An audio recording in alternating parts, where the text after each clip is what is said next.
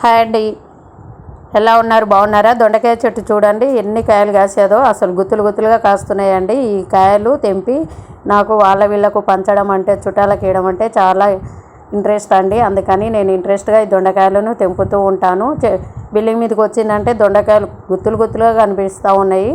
అసలు తెంపాలంటే ఒక అర్ధ గంట నాకు దొండకాయ చెట్టు కాయలు తెంపడానికే తీసుకుంటుందండి. ఇవి డే బై డే కిలోన్నర, 2 కిలోలు, 3 కిలోలు కూడా వస్తున్నాయండి. అంత కాతగా వస్తుంది. ఒక్కసారి మనం దొండకాయ చెట్టు పెట్టినామంటే అసలు దానికి చావానే ఉండేదే ఉండదండి.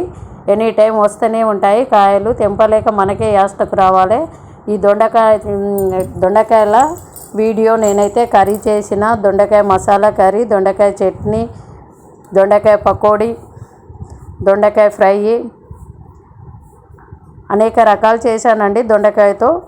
కావాలంటే మీరు ఛానల్లోకి వెళ్ళి వీడియోని చూడండి. దొండకాయ రెసిపీలు చాలా ఉన్నాయండి. ఇవైతే తెంపి చుట్టుపక్కల ఉన్న వాళ్ళకి, బంధువులకి ఇస్తూ ఉంటాను. అసలు ఈ దొండకాయ వల్ల చాలా లాభాలండి. దొండకాయ చెట్టు పెట్టుకోండి. షుగరు, క్యాన్సరు ఉన్న వాళ్ళకి, నోరు పూత వచ్చిన వాళ్ళకి దొండకాయ చాలా మంచిదండి. బ్రెయిన్ కూడా చాలా షార్ప్గా పనిచేస్తుందండి దొండకాయ తినడం వల్ల.